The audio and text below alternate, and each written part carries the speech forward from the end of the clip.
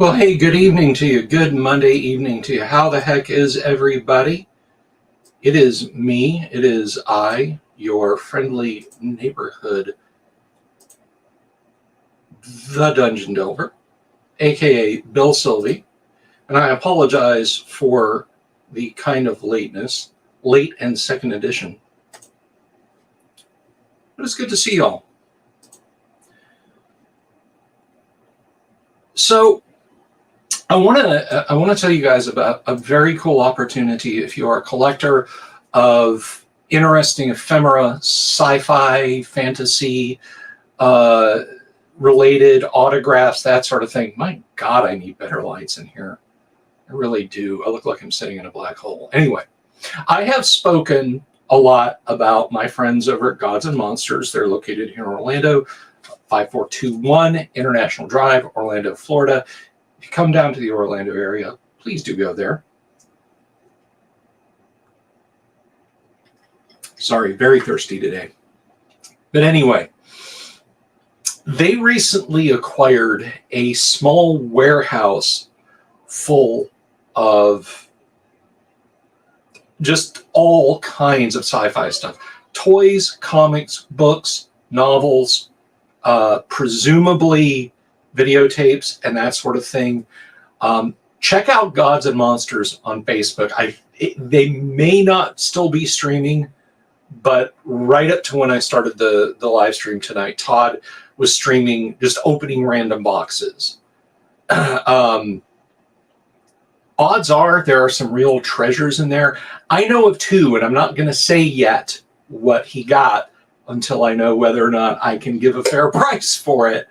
But there's a couple things I called dibs on. One of the things that they have that I will mention, just because I've never had any interest in it all that much, is there's an art book that has kind of made the rounds and is somewhat popular. It's just kind of generic fantasy art in a Frazetta-esque vein.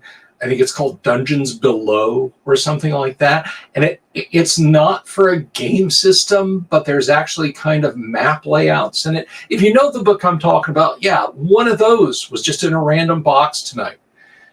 So do avail yourself of Gods and Monsters. And they are going to be selling stuff in an online way. So definitely check them out. But anyway, I do highly recommend giving it a look.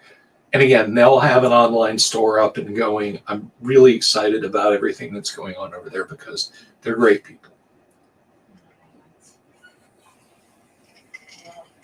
Hail Michael Connor. Greetings, Winterwolf, Lord Corion, Praxis, Chris Kane, Dungeon Minister, of course. All of you, my unbreaded friends. Winterwolf. Did I say Winterwolf already? Greetings, Winterwolf.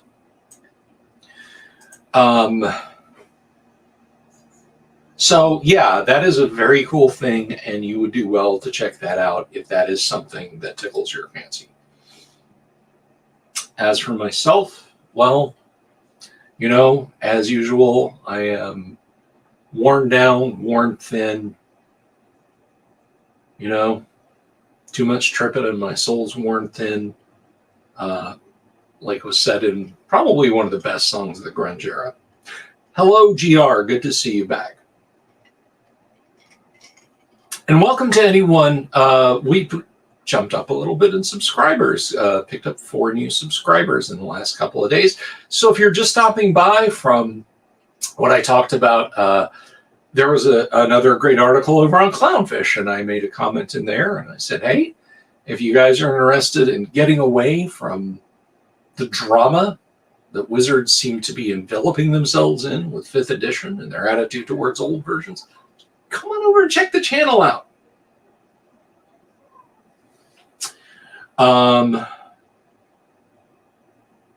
Can I throw that graphic, the cars for this video, up on Discord? Greetings, Rich Denver. Hail to you, my friend. The cars for this video, I am confused. But anyway, if we can figure out what you mean, I will absolutely put it up on Discord. Do we have special guest, Michael Connor? Card. Oh, you mean the thumbnail, the title card? Yes, I can. That is just a fun. Somebody just photoshopped together a module thing, like they do. You know, the internet got a hold of something, and like they do, they made something funny. My particular favorite module Photoshop. Well, it's kind of a tie. There's a Dungeon Master's Guide, a 1E Dungeon Master's Guide, and the yellow banner in the upper left corner. It is a very, very subtle one. The yellow banner up in the corner, rather than saying "For Advanced Dungeons and Dragons," reads, "Your Christian parents will shit a brick." And the other is not subtle at all. It is a Dragonlance module cover, but the cover art has been replaced with a photo, just a random photo that someone took of a long stretch of railroad just going straight ahead.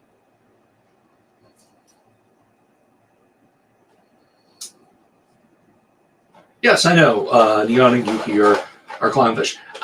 I saw Hail, Neon, and Geeky, and I was like, oh my God, are they in the chat? But no, they're not. So, yeah, those are pretty funny Photoshops, but I will track down a nice high quality copy of that and share it in the Discord later this evening between now and when I play AD&D at 10 o'clock tonight, which isn't that far away, by the way. I should point out, I should mention, and I'm very excited about that. This is the happiest time. How about them Colorado avalanche? There was an avalanche in Colorado. Yikes. Hope everybody's okay. Oh, let's see. What do I got here?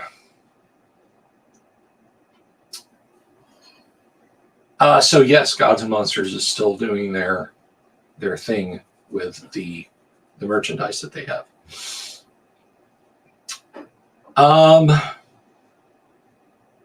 Oh, speaking of vintage things, I like to do my part for the classic RPG community whenever I can.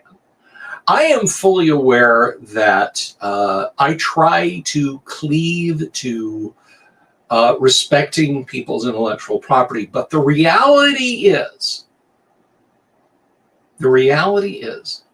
there's a lot of stuff from the dawn of our hobby which is no longer made, will not be made again, is not available to the general public. The people who created it have passed on or just don't care. And even if it was part of the TSR IP, TSR let it go even before they got consumed by the great, horrible Shoggoth that is Wizbro, or Hazards, as I call it.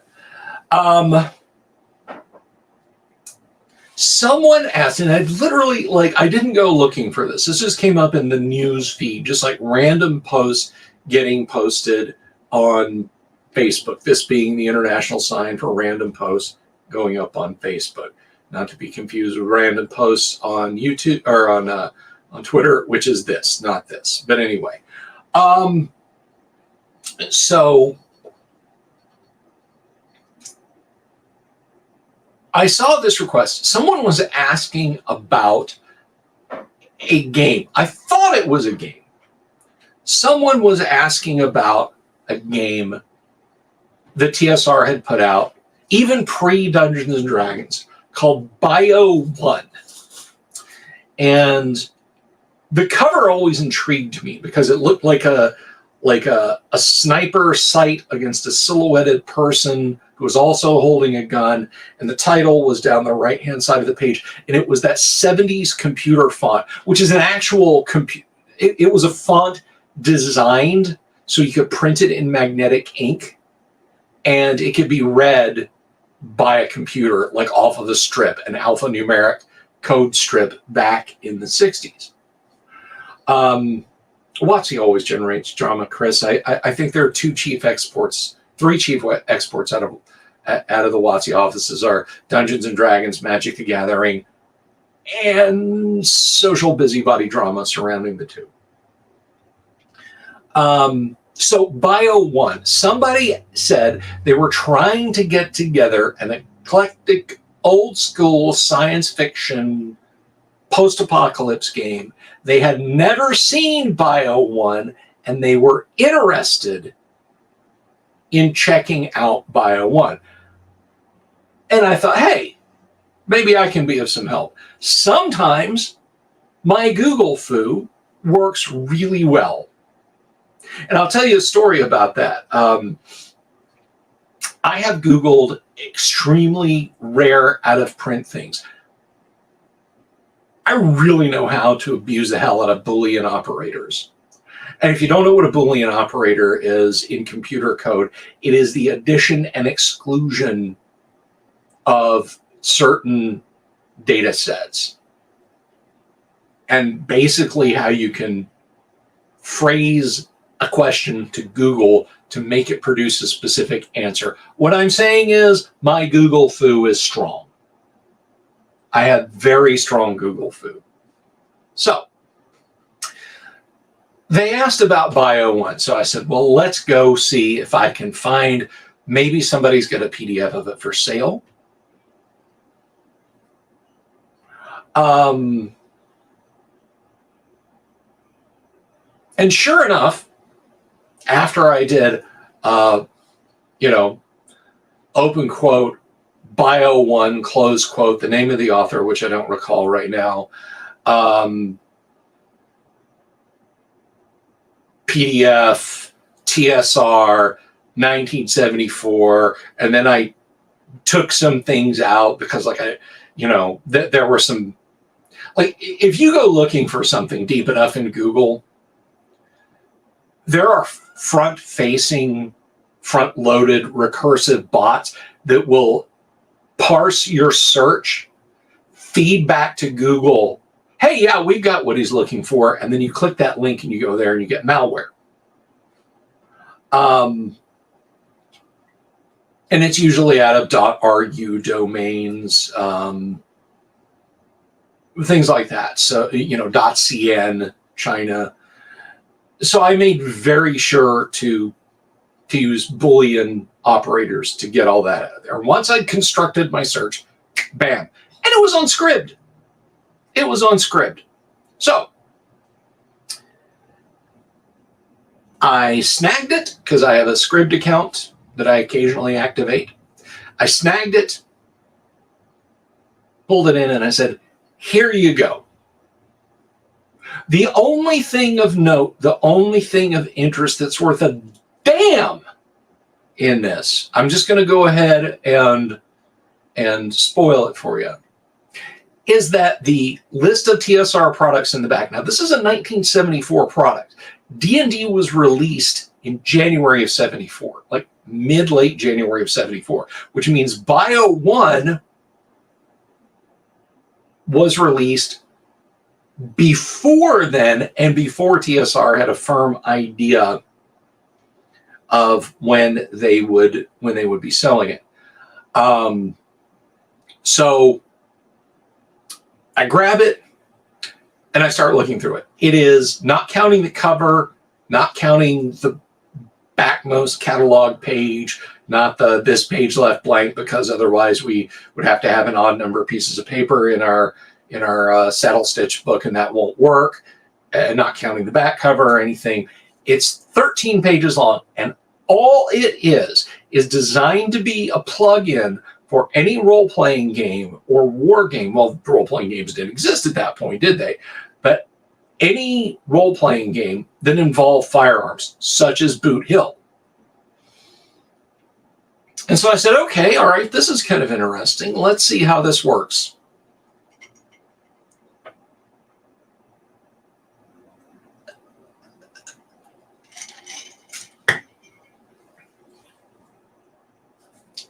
It's shit. It is hands down one of the most clunky, ridiculous, badly thought out system of critical hits. And I've played Rollmaster. All right. Rollmaster is a game. Do you sit down and play D&D and you send 5 adventurers into a room full of goblins? 3rd level adventurers, rooms full of goblins. 5 adventurers, 30 goblins. That fight is over in 10, 15 minutes. You do the same thing with Rollmaster. And you guys remember Kyle talking about 6 months to finish 30 minutes of adventuring in Rollmaster. I gotta, hang on a second, guys. I'm kind of burning up here. So I gotta, and my fan just ran out of battery. So let me just plug this in real quick. Sorry.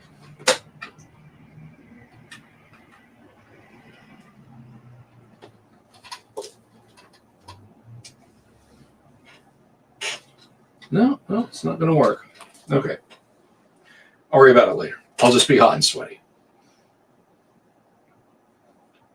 So what Bio 1 does is Bio 1 breaks down where you get shot, when you are shot,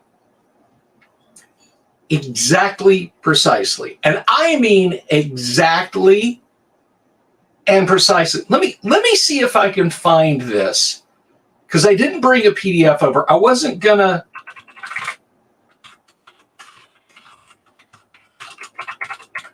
I was not going to go too deep into this, but this is bad. This is like really not good. There we go. All right, I'm gonna see if Windows will let me share this with you guys.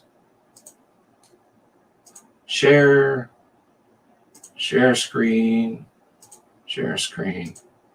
just real quick. Do you see this? Do you see this, my brothers? This dungeon map looking affair you see on your screen right now, with the grid and the faint torso outline, is a hit location chart. The introduction to this thing recommends that you have at least 7 sets, not 7 sets of D10s. I might make a dungeon out of this. I might actually use this as like an old school dungeon praxis. Let me see. You gonna let me do this? There we go. Look at that. You've got little tiny locations over here, little tiny locations over here, kind of this funky room over here. Then you got what presumably the lungs, these sides, little side rooms over here. And then you got some across here. And there's a little tiny room. Here's some rooms, and there's a room, and there's sort of a gallery. There's a couple side halls, and then 28 for getting shot in the junk, and the 25s and the 26 areas.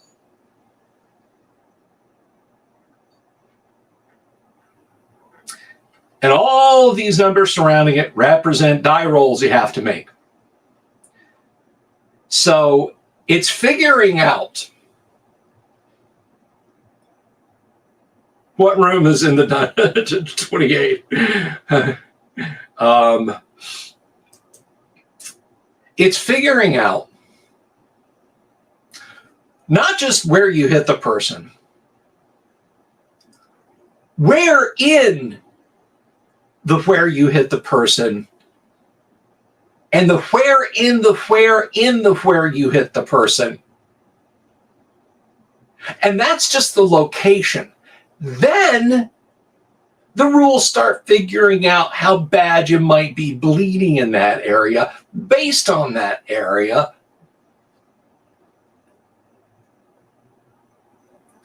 This is arguably one of the clunkiest and worst things I have ever seen released for a role-playing game. If you want to ruin an evening's fun, if you want to see, like, this is dumb, but bear with me. As a joke, when computers got really powerful, when they hit like 1 gigahertz, 512 megs of RAM, or a gigabyte of RAM,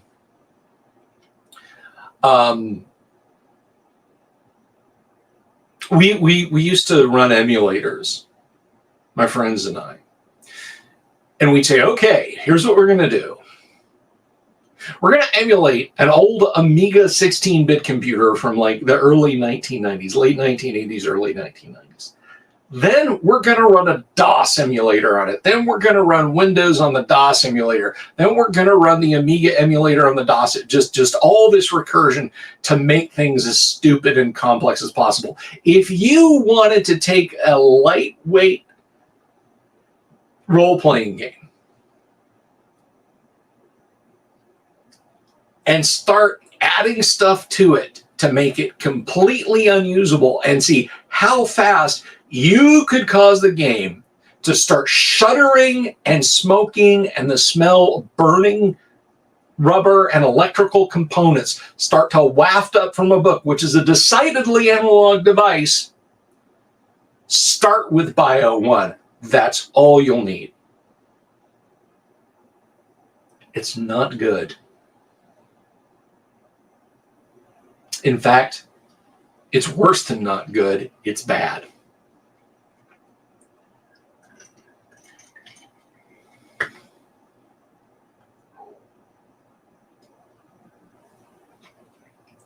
So, GR, you had a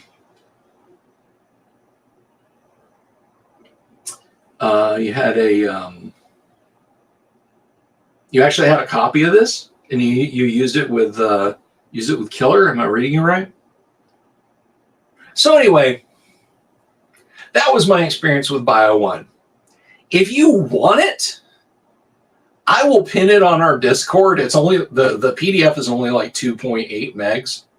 There is no reason. If you find a copy of this on sale in your favorite local used bookstore and they don't know what they have, don't buy it. Or if you buy it, flip it immediately. Find a collector who wants it. That's the only value it has. That is literally the only value it has. If you're a hoarder or a collector,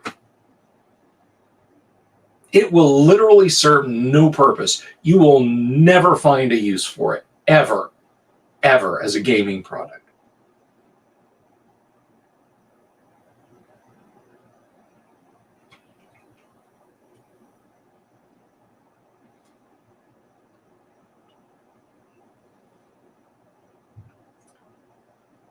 Praxis says, they already made Arduino in 5e. Why would I need this? Exactly. You don't need this. It's trash. It is trash. And look, I am sure the fellow who made it is a nice guy and he had a good, but guys, I'm embarrassed by like some of the homebrew monsters, not modules. My modules are solid, that I created back in the day. And somewhere moldering in the bottom of a landfill in Lake Geneva is the awful, awful, awful adventure that I mailed TSR. Or it might still be in the possession of Mike Carr. I don't know.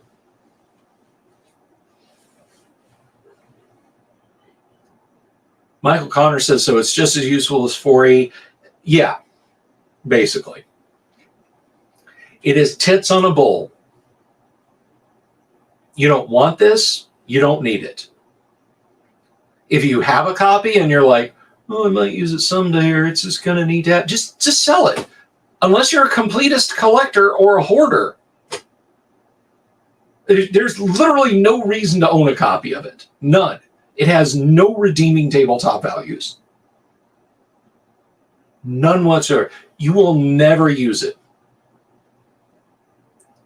The only possible thing I can think is that if you took a pencil and graduated measurements and used the edge of it as a straight edge. But to do that accurately, you'd have to use a ruler, in which case you would already have a straight edge. Bio 1 is bio waste. It is biohazardous. Don't bio a copy. Well, GR, that's a thing. I mean, it's not and the thing of it is, like, the map, the thing that I just showed you, like if you're watching this at some point in the future and you pause the video when I showed you that map and you like screen grab it, you have the most useful part of it. There's no fluff text, nothing. There's nothing to it. It is part of a rule set. I don't know if it is actually part of a rule set, but it comes across as literally like, we created a role-playing game, we put this system in there, we decided it was crap, we took it out, we set it aside, we went on with a role-playing game. Then later I said, I'm going to take that section out and sell it.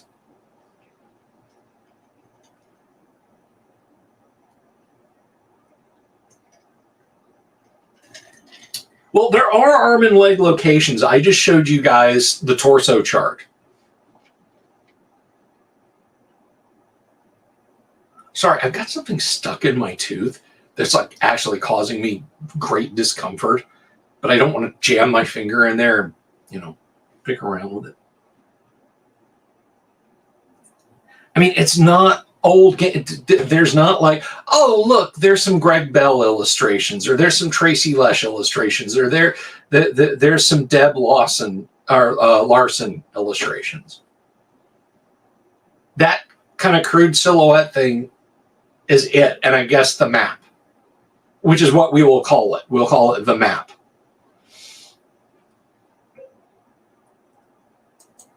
But yeah, you are actually literally better off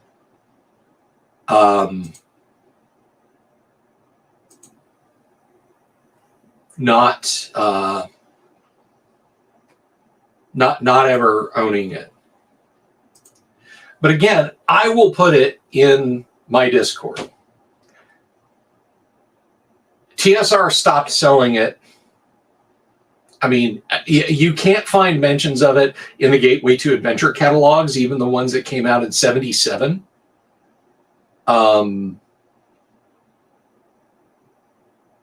There's no PDF of it out there. I'm actually doing the gaming world a favor, because when I went to Scribd and found the PDF that someone had put up, Scribd was like, yeah, we charge money now. You can sign up for a month for free, or 10 days for free, and then we'll start charging you. So I was like, awesome, let's do that. Let me get this real quick.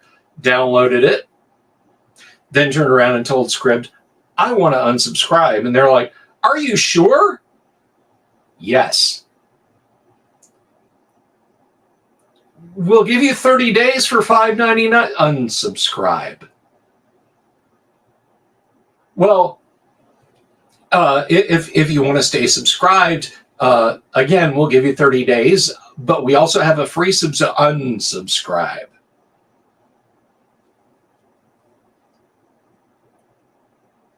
So again, when I get over to my PC where I have the actual PDF, I'll stick it up on the Discord and pin it, and you can download it. And if Wizards of the Coast or the author ever contact me and say, take it down, I'll take it down.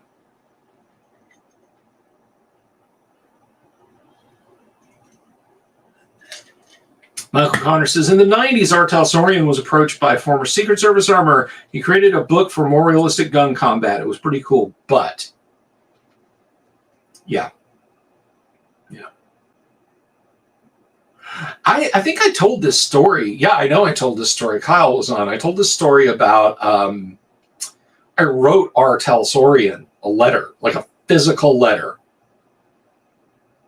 because I wanted to know about the damage people could incur versus heavy weapons. A heavy weapon in Friday Night Firefight being like 50 cal and up.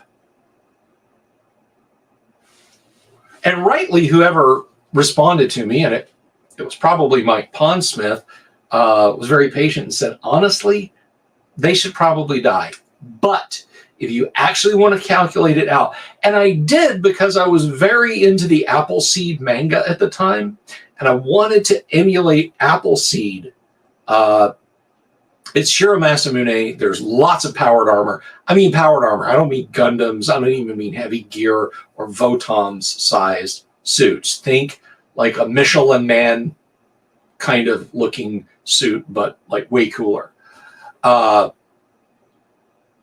I'm like, okay, if somebody opens up on a dude wearing powered armor, the powered armor, I want to know how much damage the power armor will so, because the powered armor, rather than using their vehicle damage rules, use their man-to-man damage rules.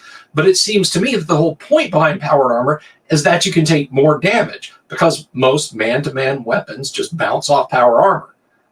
There was a vast, sharp gulf between the two. And I get it. I don't care how tough your powered armor is. You get shot with a 120 millimeter APF SDS round. The operator of the powered armor is jelly, and the powered armor itself is little bits of shrapnel going everywhere. But there's intermediate amounts of damage that can happen.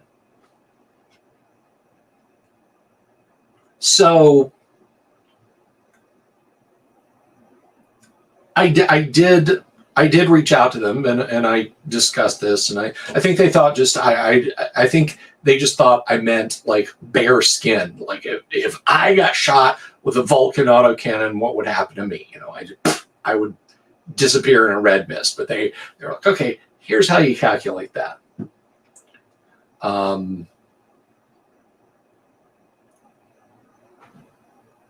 Yes, Appleseed is awesome, Winterwolf. Shiro's work is great. I have a couple of books by Shiro. Are they on? Where are they? I have a Intron Depot, and are they over here or are they over there? I don't know where they're at. Oh, are they down there? Oh, there they are. I have Intron Depot and Intron Depot 2. Intron Depot 3, he just like went straight off the deep end into furry porn. And I was like, no, bad. No, bad.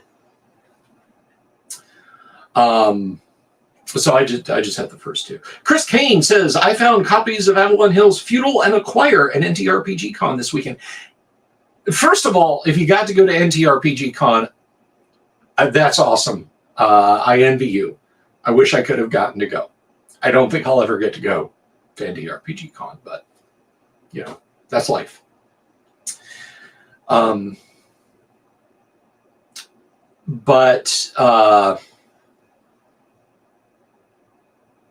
What else? No,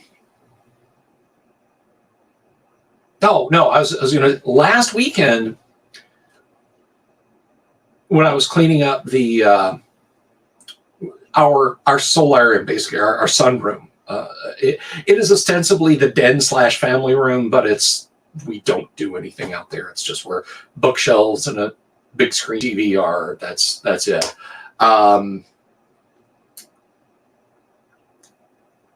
I had put a lot of bookshelf games out there, bookcase games, Avalon Hill bookcase games. And we still have some of those that my wife's father was kind enough to give us. He asked for his copy of Dune back, damn it. So I don't have Dune anymore. So, oh, yeah, I think I want to play this. Yeah, I'll keep Dune. But when I first met them, he had just a massive wall full of these, and he took a bunch to Goodwill, and he kept what he thought were the good ones, but then eventually gave those to us, and I sold a copy. But Acquire and Feudal were two of the games. I still have Acquire. a friend wanted Feudal, and I sold him a copy of Feudal. But I have like Panzer Blitz, Squad Leader, not Advanced Squad Leader. I don't have that. Multiple. I think we have one copy of Risk still. Those of you who caught me on Discord know that I wound up with the big giant box of Milton Bradley's Axis and Allies and the two smaller copies of Axis and Allies. We've got some people that want those, so I'm going to be selling those off. But I do have some bookcase games. Not just what you see behind me. Not just what you see behind me. I always thought it was funny, and I've read you guys I've read you guys kind of the scathing review from Avalon Hill of Dungeons and Dragons. When Dungeons and Dragons started to get popular, Avalon Hill started churning out fantasy war games faster. I mean, you look from like 1976, 77 going forward, Avalon Hill is madly scrambling to release fantasy games. Can you imagine if Avalon Hill had purchased Dungeons and Dragons from TSR and cleaned it up to that Avalon Hill standard? I honestly wonder where we would be like that. You know, I wonder where our hobby would be. I don't think we would have ever gotten advanced Dungeons and Dragons. I think like Advanced Squad Leader, something we just completely don't understand would have come out. Because Advanced Squad Leader, I mean, that was the shit back in the 80s and 90s. And I remember guys who had like multiple 3-ring binders. There I go, getting in trouble like old Mittens Romney did, right? But multiple 3-ring binders of rules and rules options and so on. Like, I had a friend who was weighing getting in to computers in a big way. Like, he was going to buy a 286 and an Amiga computer, or he was going to get into Squad Leader, Advanced Squad Leader. And he asked me, dude, if I get into Advanced Squad Leader, I'll want people to game with me. Does this sound like something you'd be interested in? And I started looking through it, and I was like, no fucking way. I encouraged him to get the Amiga computer. I think he was happier. Michael Connor says, I want 5e Fantasy Hero. Are you saying you want do you want Hero System 5th Edition Fantasy Supplement? Because I thought they released that, and it was actually pretty good. Be well, Chris. Bye-bye. Don't forget to super chat on your way out. I'm kidding. I'm kidding. That's a joke. That's a joke.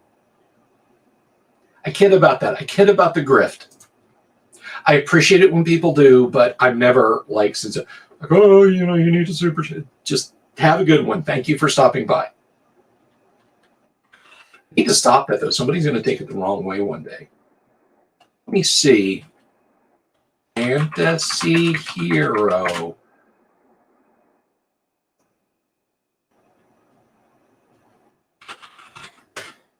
I'm going to see. No. Thank you, keyboard. Thank you. I don't know why my daughter didn't like this thing.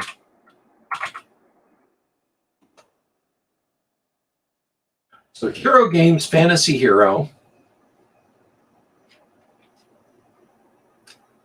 They did a 6th edition. I'm looking at a 6th edition right here.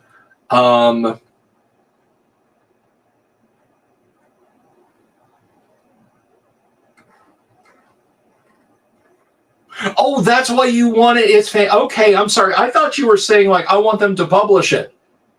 Yeah. Okay. Because I knew it had been released.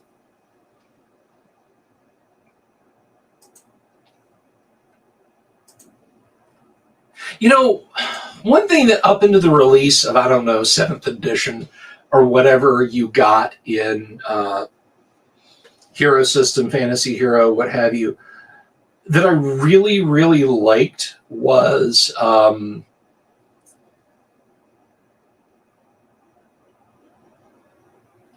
unlike... So some role-playing games, when they advanced an edition, and it's gotten worse and worse with Hazards, that's Hasbro Wizards, where they just the march of time, they just cut away the old. The old is bad. The old is bad. The two companies that I respect, I respect them so much, are whoever has had the Hero System IP. It was, what started as Champions, it was Hero Games, and then it was Iron Crown Enterprises for a long time in the 90s, and now I guess it's Hero Games again, but it's a different company called Hero Games. And Chaosium. They never, ever, ever fired their customers when they released new editions of the games. They never fired them. They never said, hey, a couple of years ago or a year ago, you bought Call of Cthulhu 2nd Edition. We're releasing Call of Cthulhu 3rd Edition. Your edition's broken and it's bad and it doesn't work anymore. Get on the hype train or get lost and stay with your feet stuck. I can run a fully compliant with modern times Call of Cthulhu game. Yeah, Luther, hey. With 4th edition Call of Cthulhu. It's just as compatible with the Call of Cthulhu that's out today. BRP, basic role-playing. If I have Champions and Champions 2, all of the characters I make, I can run in current year Hero System. I might want to add new powers to them that they've come up with, and new, new multipliers.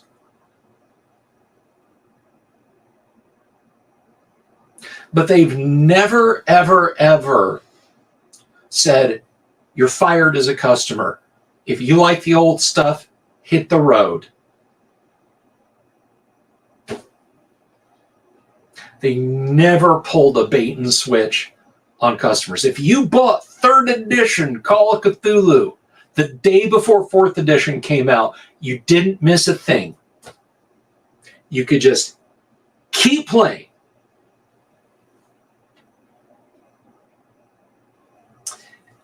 And that was wonderful. That was lovely. And I love that they do that. Now, as I understand it, 6th edition Hero, as said Michael Cooper, decouples derived stats.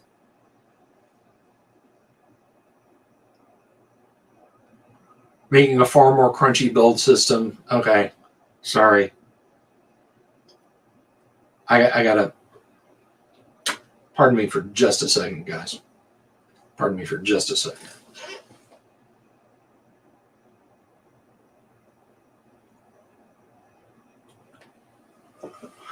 Oh, didn't get it.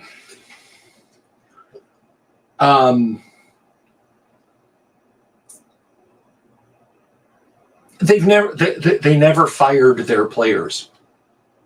They never said, the future is now, old man. Get with it or get left behind. I mean, that's pretty awesome. Now, my loyalty to AD&D has nothing to do with later iterations of TSR and Wizards of the Coast and so on and etc. She's slowly on the mend, Luther. Thank you for asking. My wife is slowly on the mend. Antibiotics just... And you know how those can just sometimes the cure is as bad as the illness when you're taking the stronger ones. But thank you very much for asking. Thank you, everyone who asked last weekend. But yeah, my loyalty to AD&D is because AD&D is a great game. It has great art. It is written well. The vagaries of the rules, the brutality of the rules, all of that is balled together and appeals to me. I don't love Dungeons and Dragons. I love first edition AD&D. I love original D&D. I really strongly like various flavors of basic D&D up to the cook and mold vein D&Ds. But I'm not a D&D brand loyalist.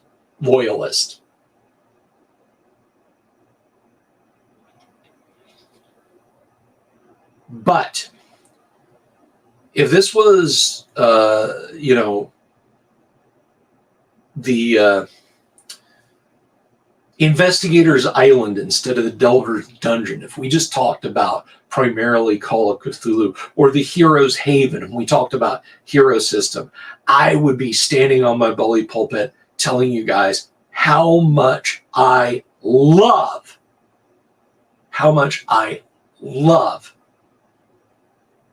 the companies that have produced Call of Cthulhu and Hero System, because they have stayed loyal to their customers. After first edition, well, into late second edition, absolutely with third edition and onward.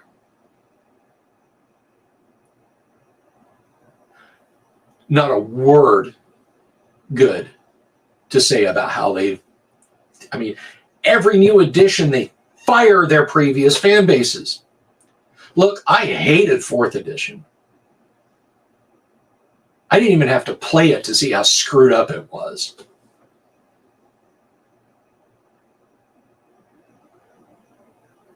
But there were people who really invested into fourth edition, and they got fired. To which I say, ha ha. Because that's how it feels. That's how the 3E guys felt when even 3.5 came out, being told that they have to buy new rule books or get left in the past.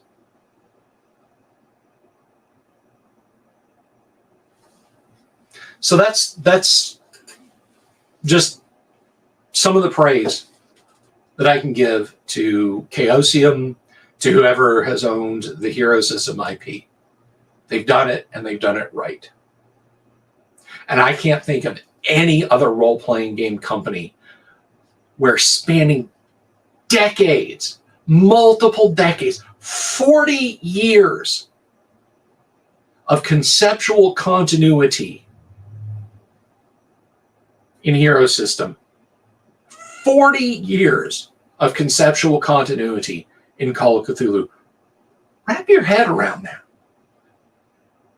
Are there any other role-playing games where you can dust off a character from 1980s and with no conversion, with no changes, sit down and say, I'm playing Iron Tower, or I'm playing John Smith Private Eye for Hero System or Call of Cthulhu? And I think that is awesome. Michael Connor says Artal Saurian Games is such a game company. I thought there was a kind of a tectonic shift when they went over to that fusion system in the 90s, though, which for a brief period, in case you don't know, here's a little bit of role-playing game history. In the 90s, Artal Saurian was writing this hybridized Hero System Cyberpunk 2020 thing called Fusion or something like that. Greetings, Imperial Ramblings.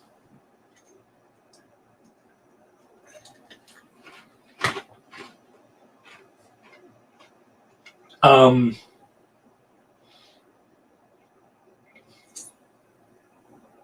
Battletech is still fundamentally the same game, but Battletech's not a role-playing game. It's a war game. Starfleet Battles, same, but again, war game, not a role-playing game. I don't know if FASA Star Trek changed between the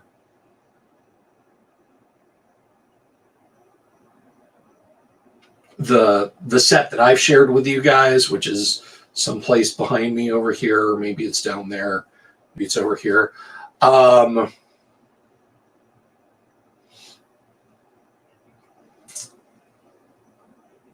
But I do know that FASA, like the difference between MechWarrior 1, MechWarrior 2, and MechWarrior 3, and I'm talking about the tabletop role-playing games now, folks, not the robot cockpit sims. Those are all very radically different systems. I have MechWarrior 1 and 2. We'll do a deep dive on those one day. Hey, would you guys like that? Get into a little inner sphere action? No clans. Deep dive of Expedition to Barrier Peak. Oh, you know it, Luther. Absolutely. This channel will bring you guys a deep dive into Expedition to the Barrier Peaks. We're kind of coming up against time for me to start the AD&D game. I'm just going to ramble for a few more minutes rather than try and sneak in a little bit of deep dive about A2. But tomorrow, no rambling until AD&D. All A2 tomorrow until we start the AD&D live stream. I promise. Cross my heart, guys. All A2 tomorrow. But Luther, yes, absolutely. Expedition to the Barrier Peaks is a phenomenal module. It's one of Gygax's best. It is the module that, along with the Mutants and Magic supplement appendix in the Dungeon Master's Guide, lets you build a science fiction AD&D game. It really does. That module and that section from the Dungeon Master's Guide, and you can completely rebuild your daily driver AD&D rule set into a hot-rodded science fiction game.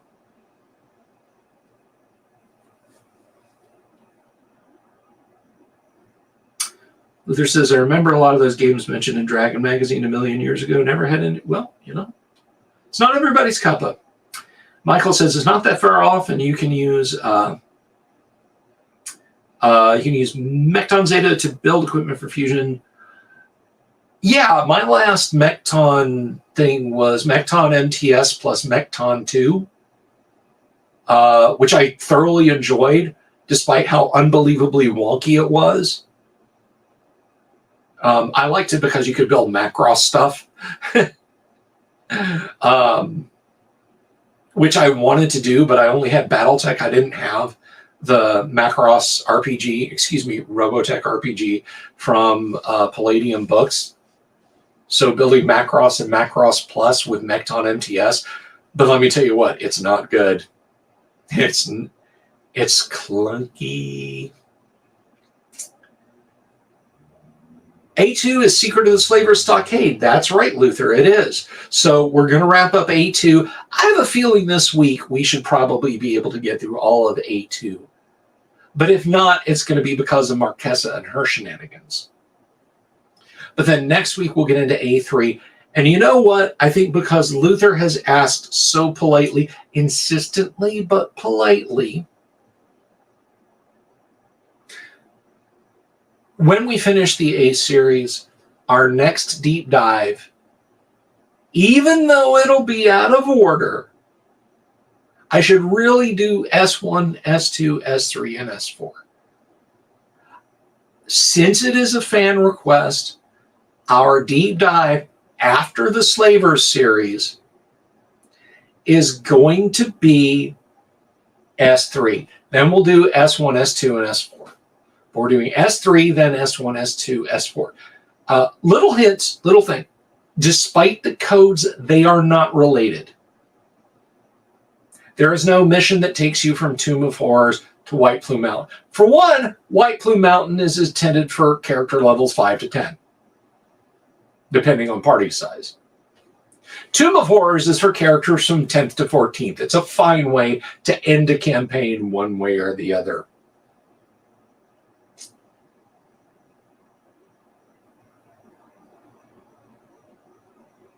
And then S4, as far as difficulty, would probably fall.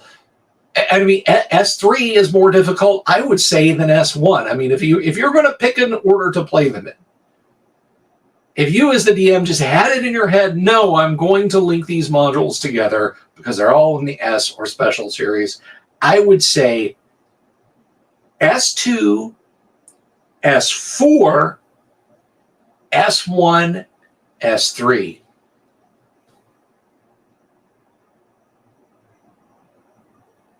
That's right, A2 has Marquesa and the hot grease slinging blind guy with his ring of fire resistance.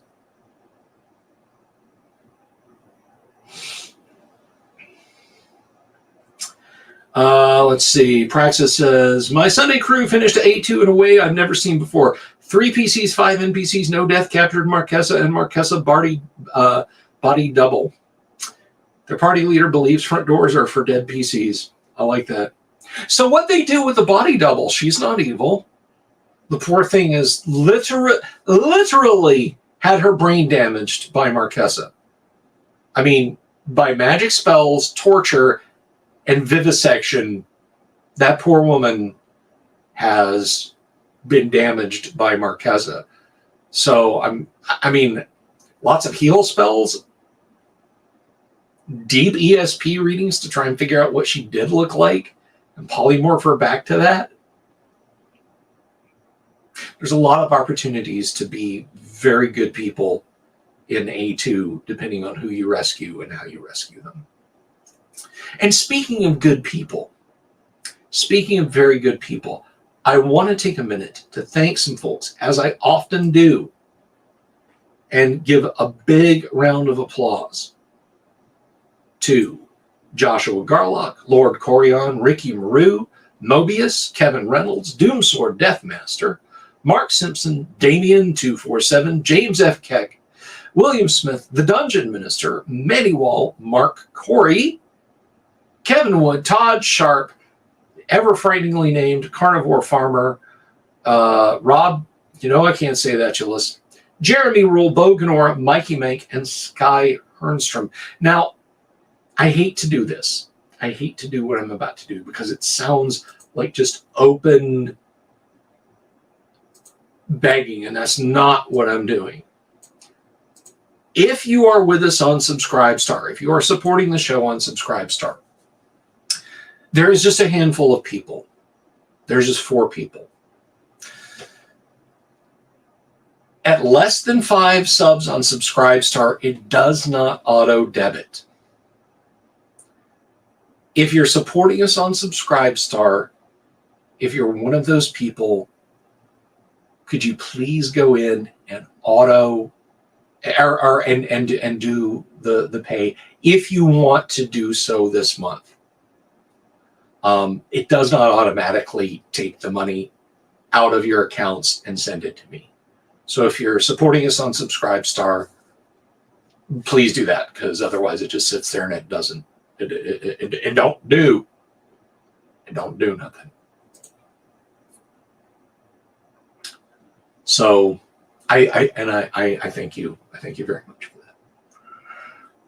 So this week, tomorrow, more A2 deep dive, and then live stream 1st edition Advanced Dungeons and Dragons. No scripts. No pre-game negotiations, no planned character deaths, pure 1st edition Advanced Dungeons & Dragons. If you're a new viewer to my channel, if you've come along for the ride and you're not aware of this, every Tuesday night we play 1st edition Advanced Dungeons & Dragons. These decide, as I drop one on the floor, these decide what happens characters. Not a script, not something I wrote. The dice, which is as it should be. Wednesday night is Wastrel Wednesday, when Antipodean co-host Kyle Schewant is in the house, and we have got so much to talk to you guys about. That's right, Corion. 100% undiluted player terror. Unbreaded player terror. Thursday night, we have the whole night in front of us. That's when we can just marathon, just deep dive the rest of the way through A2. And then Friday night, if we've got any more A2 to go through, we will. But then, after whatever the preamble is Friday night, we're going to play some first edition Gamma World. That's right. Gamma World, the way you remember it. So that's what's coming up this week. Now, Saturday, if you're in the Orlando area, I'm going to bookend the show talking about my friends over at Gods and Monsters. Saturday, if you're going to be in the Orlando, Florida area,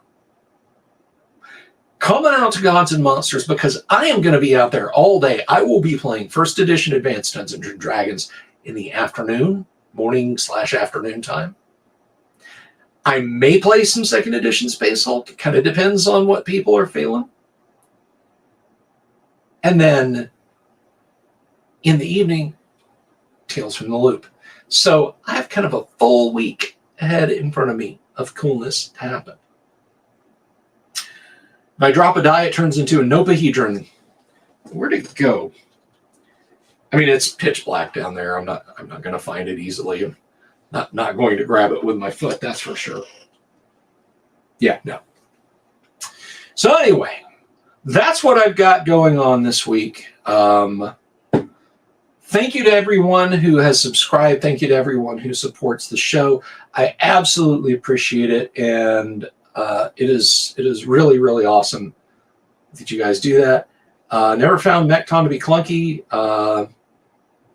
Now, Pendragon and Warhammer Fantasy. I don't think Warhammer Fantasy is that clunky. Maybe we can do a deep dive. But anyway. So I will wrap up there. Thank you, everyone who stopped by tonight to say hello. It's definitely good to see you all. I wish I had infravision. Night vision goggles are prohibitively expensive. And did you know they're illegal in Australia?